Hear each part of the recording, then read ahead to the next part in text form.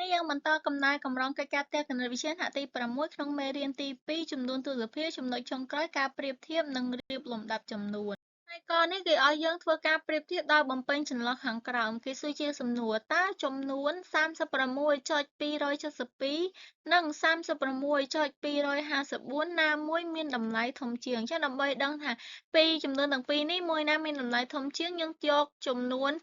ទី1នេះទៅដាក់ចូលនៅក្នុងតារាងតម្លៃលេខឲ្យត្រូវតាមផ្នែកនិងតាមខ្ទង់អញ្ចឹងយើងមើលលេខ3នេះស្ថិតនៅខ្ទង់10លេខ6ស្ថិតនៅខ្ទង់រាយលេខ2ស្ថិតនៅខ្ទង់ភាគ10លេខ7ស្ថិតនៅខ្ទង់ភាគរយនិងលេខ2ស្ថិតនៅខ្ទង់ភាគពាន់តើមកយកចំនួនទី2នេះយកមកដាក់ក្នុងតារាងតម្លៃលេខដែរលេខ3ក៏ស្ថិតនៅខ្ទង់10ដូចគ្នាលេខ6ខ្ទង់រាយលេខ2ខ្ទង់ភាគ10លេខ5ខ្ទង់ភាគរយលេខ4ខ្ទង់ភាគពាន់អញ្ចឹងតាមរយៈការដែលយើងយកចំនួនទាំងពីរនេះមកដាក់ក្នុងតារាងតម្លៃលេខហើយយើងអាចធៀបគ្នាបានហើយយើងធៀបម្ដងមួយខ្ទង់ម្ដងមួយខ្ទង់ពីរខ្ទង់ដែលធំជាងគេទៅមុនខ្ទង់10 3ដូចគ្នាខ្ទង់រាយ6 6ដូចគ្នាខ្ទង់ភាគ10 2 2ដូចគ្នាខ្ទង់ភាគរយ1 7 1 5អញ្ចឹងយើងអាចសន្និដ្ឋានបានថាចំនួនខាងលើនេះធំជាងចំនួនខាងក្រោមដូចនេះ 36.272 ធំជាង 36.254 ឬក៏យើងអាចនិយាយច្រាស់មកវិញថា 36.254 តូចជាង 36.272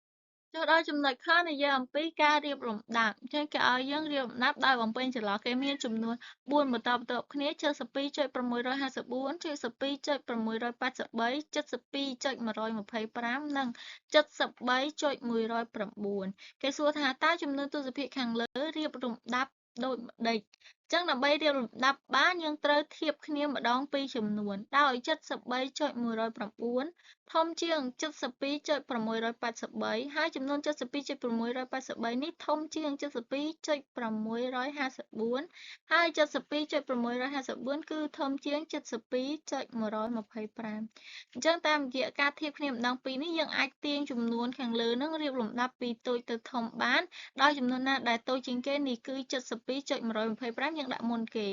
តមកគឺ 72.654 តមកទៀតគឺ 72.683 និងធំជាងគេបង្អស់គឺ 73.109 ដូចគ្នាដែរបើរៀបលំដាប់ពីធំមកតូចវិញគឺចំនួនដែលធំជាងគេខាងលើនេះគឺ 73.109 តមកគឺ 72.683 តមកទៀតគឺ 72.654 និងតូចជាងគេបង្អស់គឺ 72.125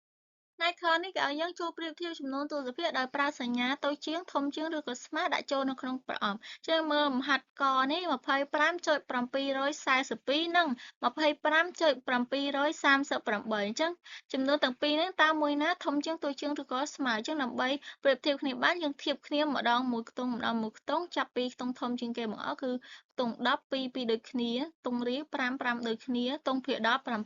7ដូចគ្នាខ្ទង់ភាគ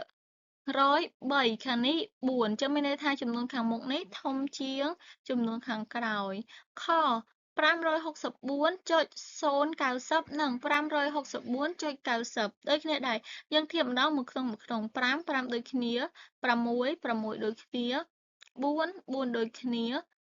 ខ្ទង់ភាគ10នេះ0ខ្ទង់ភាគ10នេះ5 4អញ្ចឹងមានន័យថាចំនួនខាងក្រោយនេះធំជាង 564.090 តូចជាង 564.90 គោ 67.85 និង 67.850 ចឹងយើងដឹងហើយចំនួនទស្សភាគស្មើគ្នាទោះជាថែម0ខាងក្រោយនេះទៀតក៏ចំនួនទាំងពីរនៅតែស្មើគ្នាដដែលខ327.154 និង 326.789 ចឹងយើងធៀបគ្នាម្ដងម្ដង3 3ដូចគ្នា2 2ដូចគ្នាខាងនេះ6ខាងនេះ5 2អញ្ចឹងមានន័យថាចំនួនខាងមុខនេះធំជាង 327.154 ធំជាង 326.789 ដល់លេខ2ចូលរៀបលំដាប់ចំនួនទស្សភាគពីតូចទៅធំនិងពីធំទៅតូចអញ្ចឹងគេមានចំនួនដល់ទៅ5ទី1 59.035 59.354 58.368 59.350 59.348 អញ្ចឹងដើម្បីរៀបលំដាប់ចំនួនទាំងអស់នេះពីតូចទៅធំនិងពីធំទៅតូចវិញយើងត្រូវធ្វើការធៀបគ្នាម្ដងពីចំនួនប៉ុន្តែអានេះខ្ញុំធៀបគ្នាម្ដង5ចំនួនយកតែម្ដងដោយធៀបចាប់ពីខ្ទង់10ទៅមុនខាងដំបូងគេនេះ5 ខាងនេះក៏5ដែរអញ្ចឹងមានន័យស្មើគ្នាបន្តមកមើលខ្ទង់រាយខាងនេះ9